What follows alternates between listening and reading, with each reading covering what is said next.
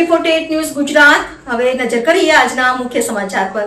અંકલેશ્વરમાં ગાયને રાષ્ટ્રમાતાનો દરજ્જો આપવાની માંગને લઈને સંતો અને હિન્દુ સંગઠનો દ્વારા પદયાત્રા યોજાઈ હતી। રામકુંડના મહંત ગંગાદાસ બાપુની આગેવાની હેઠળ તાલુકા સેવા સદન ખાતે મામલતદારને આવેદનપત્ર પાઠવી ગૌ સંરક્ષણ અને ગાય આધારિત અર્થતંત્રને મજબૂત બનાવવાની માંગ ઉઠાવવામાં આવી।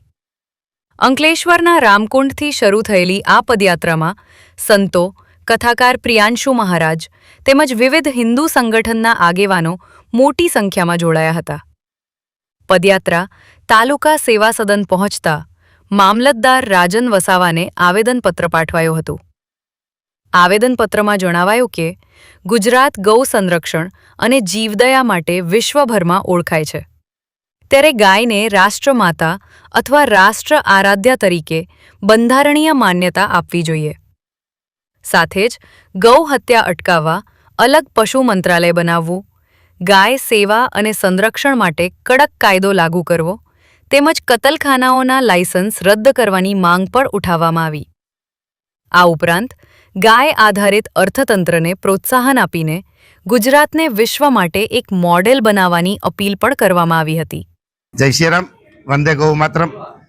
ભારત વર્ષમાં આખા દેશમાં એક અભિયાન ચાલુ કરવામાં આવ્યું છે, ગૌ માતા આહ્વાન અભિયાન। આ અભિયાનમાં મુખ્ય બે મુદ્દા છે।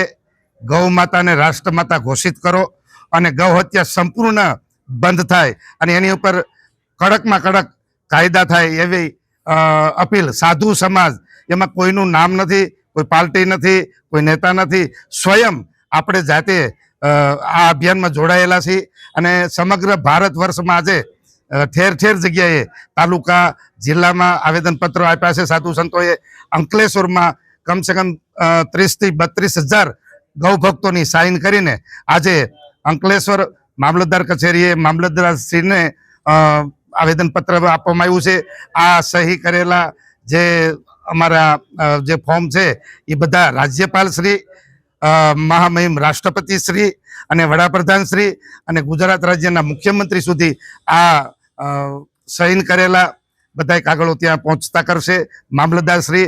અને વિશેષ આ બધા જ્યારે ગૌ માતા માટે આવું કોઈ અભિયાન છેડવામાં આવે ત્યારે બધા જ ગૌ માતા ભક્તો, તમામ હિન્દુ ભાઈઓ આમાં સાથ આપે।